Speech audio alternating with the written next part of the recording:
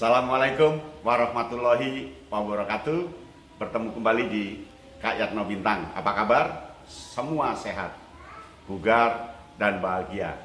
Dan saya yakin kita semua diridhoi oleh Allah Subhanahu wa Ta'ala. Nah, kali ini saya akan membicarakan tentang generasi digital, karakteristik generasi digital yang terus tumbuh. Saya dari buku ini akan mengupas tentang karakteristik generasi tumbuh. Ada 8 karakteristik anak muda era digital, dan ke-8 itu tampaknya perlu diperhatikan oleh para pendidik, para guru, para pembina, para orang tua untuk menyikapinya. Ditulis oleh Don Tapscott lewat Ground Up Digital, dan buku ini sangat asik untuk dibaca, untuk mengetahui bagaimana sebenarnya generasi terkini, generasi sekarang, bagaimana mendidik anak-anak yang sekarang terkuasai dari fisik maupun non-fisik, dari mental maupun fisik, dari kejiwaan dan pikiran, semuanya berada dalam dunia digital. Dunia digital sudah menjadi milik anak-anak sekarang. Lalu bagaimana menyikapinya? Dengan cara mengetahui 8 karakteristik. Yuk ikuti berikut ini. Karakteristik pertama, generasi digital, karakteristiknya adalah kebebasan. Anak-anak sekarang lebih mengutamakan kebebasan dibanding keterikatan. Dia sudah tidak bisa diikat oleh cita-citamu apa, kamu harus jadi begini, tidak bisa. Dia memenuhi prinsip kebebasan, memenuhi prinsip hal yang baru, dan apapun bisa dilakukan. Yang tadinya tidak bisa dipikir oleh orang tua, dilakukan oleh anak. Yang tadinya kita tidak merasa yakin dengan anak kita, ternyata anak kita bisa. Prinsip pertama adalah kebebasan. Kebebasan berada dalam pikiran anak, berada dalam jiwa anak, dan berada pada sifat-sifat anak. Anak bebas memilih benda apa saja lewat internet, dan kita kadang melarangnya. Beli aja langsung di pasar, beli aja langsung di toko. Anak tidak mau. Anak-anak yakin dengan kebebasan itu dia bisa melakukan eksistensi diri. Dirinya bisa terbaca dan dirinya bisa bermain, berbuat di dunia semuanya. Anak bebas untuk berhubungan dengan teman-temannya dari negara manapun, dari daerah manapun, dan dia bebas melacak apapun. Yang terpenting, beri rambu-rambu kesopanan, kesantunan dalam melakukan kebebasan. Karakteristik pertama generasi milenial adalah kebebasan. Berikut ini yang kedua. Karakteristik kedua, anak-anak kita berada pada jalur kustomisasi. Bahasa Inggrisnya customisasi. Pada customization ini anak bersifat mempribadi. Dia lebih suka dengan apa yang dia lakukan. Dia ingin dianggap sebagai pelanggan yang setia. Dia ingin dianggap sebagai sesuatu yang karakteristik bagi dia. Dia mengutamakan kustomisasi. Kustomisasi ini membuat anak ingin terlihat seperti jati dirinya, dan dia dianggap punya karakteristik yang khas bagi dirinya. Contoh, ketika dibelikan sepeda motor, sang anak akan segera mengubah sepeda motor itu sesuai dengan apa yang dia inginkan. Kemudian ketika pergi berwisata, dia akan membuat karakteristik khusus wisata. Kalau orang lain pernah melakukan naik perahu, siapa pernah melakukan jalan kaki, mungkin dia akan melakukan bagaimana diving di perairan yang khusus. Pokok dia ingin berbuat beda dengan teman yang lain. Jadi ini peningkatan dari kebebasan tadi. Dari kebebasan meningkat ke kustomisasi, ke karakteristik individu. Jadi jangan kaget ketika anak membeli tas, lalu tasnya dicoret-coreti dengan ciri khusus. Kalau dia memegang buku, bagaimana caranya buku ini berbeda dengan buku-buku teman yang lain meskipun isinya sama. Dan itu ada saja yang diperbuat oleh anak. Yang penting beda dengan temannya, dan guru pendidik harus tahu bahwa anak memerlukan kustomisasi untuk dianggap menjadi sesuatu yang khas dan lebih. Itu yang kedua. Berikut ini yang ketiga. Yang ketiga, karakteristik anak digital menurut Don Tapscott lewat buku Grown Up Digital. Yang ketiga adalah penyelidikan. Anak-anak sekarang suka melakukan penyelidikan yang kadang tidak diketahui oleh gurunya, tidak diketahui oleh pendidik, dan tidak diketahui oleh orang tua.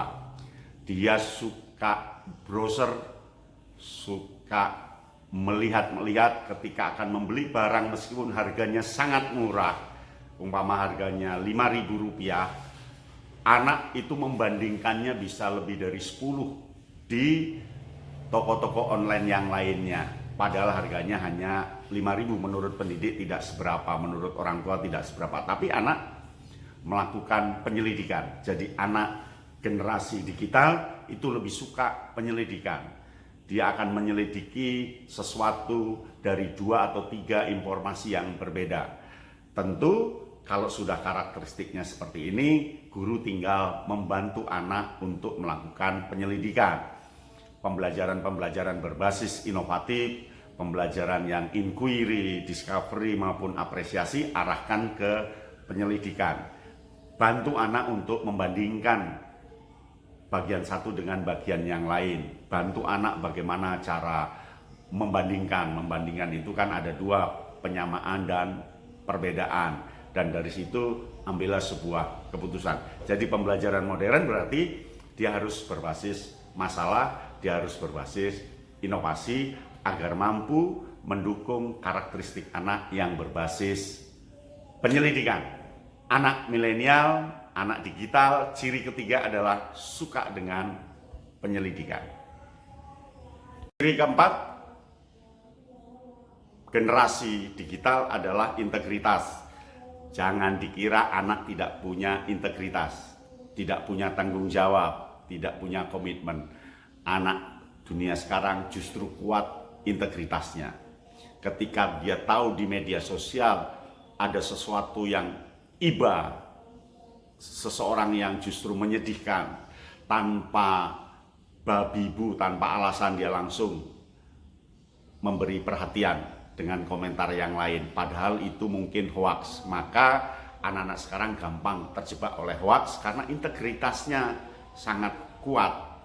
Integritas ini mengalahkan penyelidikan tadi.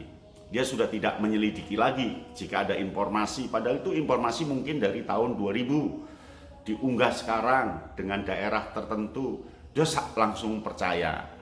Integritas kadang kebablasan. Maka guru dan pendidik perlu membantu bagaimana integritas ini sesuai dengan relnya. Integritas ini dijalankan dengan sesungguhnya. Itu yang keempat. Berikut ini yang kelima. Yang kelima, ciri generasi milenial adalah kolaborasi. Anak sekarang suka dengan kolaborasi, tidak sekadar berkelompok, tetapi berkelompok yang menghasilkan sesuatu dengan cara kolaborasi. Umpamanya dia membuat YouTube, dia tidak mau YouTube-nya sendirian, dia pasti ingin kolaborasi dengan siapa. Video yang viral tentang Mbak Minto, itu dia kerjasama dengan Mbak Minto, dengan artis yang lain. Dia suka dengan kolaborasi. Anak-anak sekarang sangat suka kolaborasi. Maka pembelajaran di sekolah, di rumah, biasakan anak berkolaborasi untuk menghasilkan sesuatu. Jangan individual, karena anak sekarang cenderung ke kolaborasi. Demikian yang kelima. Berikut ini yang keenam. Yang keenam, dunia digital, generasinya suka hiburan. Jadi jangan kaget tiap detik anak memegang HP isinya main game. Tiap detik pegang HP isinya melihat lagu-lagu BTS, lagu-lagu Didi Kempot, lagu-lagu yang lain. Karena anak milenial suka hiburan. Karena suka hiburan, maka guru, pendidik, orang tua, bagaimana pendidikannya dibungkus dengan hiburan, dibungkus dengan suara. Contoh ketika dia harus melaporkan sesuatu tentang IPA umpamanya, laporannya harus ada musiknya, laporannya harus ada puisinya. Begitu seterusnya, di rumah juga begitu. Dengan begitu, hiburan yang dimiliki oleh ciri khas anak dapat mendorong kemampuan belajar anak itu sendiri. Dunia milenial, anaknya suka dengan hiburan. Bagaimana berikutnya? Ikuti. Bagaimana yang ketujuh? Yang ketujuh, kecepatan. Generasi milenial, generasi digital lebih suka sesuatu yang cepat. Penugasan yang lama memberatkan. Penugasannya harus cepat. Karena anak sekarang lebih suka kecepatan. Salah tidak apa-apa. Tidak pas tidak apa-apa. Tidak tepat tidak apa-apa. Yang penting berada dalam kecepatan. Hari ini kolaborasinya jadi, kesepakatannya jadi, besok langsung produksi. Hari ini omong-omongan, besok langsung eksekusi tanpa berpikir panjang. Jadi anak sekarang lebih suka kecepatan. Maka guru, orang tua, pendidik dorong pendidikan lewat kecepatan. Dia sangat cepat memburu alamat-alamat di internet. Dia sangat cepat melacak sesuatu. Orang tua biasanya 2-3 jam untuk menemukan sesuatu, sang anak jarak 5 detik langsung menemukan apa yang dimaksud. Nah, ini kadang-kadang terpleset karena tidak was-was, tidak memperhatikan pendukungnya, kadang bersifat hoax. Karena tidak behind to side, melalui dua sisi. Maka guru, pendidik, dan orang tua perlu mendukung kecepatan ini. Cepat boleh, tetapi harus memperhatikan kesantunan dan kesopanan. Nah, yang kedelapan berikut ini. Yang kedelapan pasti Anda tahu. Yang kedelapan itu inovasi. Anak-anak digital, anak-anak generasi sekarang menurut Don Tapscott adalah inovasi. Dia suka sesuatu yang baru. Dia sangat suka yang beda. Ini terkait dengan kustomisasi, terkait dengan kebebasan tadi, ujungnya adalah inovasi. Maka pembelajaran di sekolah, pembelajaran di rumah, pembelajaran di lapangan, pembina pramuka, lakukan sesuatu yang inovasi. Inovasi cara, inovasi bentuk, inovasi media, itu perlu dilakukan. Anak sangat suka sesuatu yang baru. Maka jangan kaget jika ada restoran lama nggak laku, jika ada warung yang bergaya lama tidak laku, justru nama aneh-aneh laku. Maka banyak warung, restoran, toko yang terdisrupsi karena namanya kurang inovasi.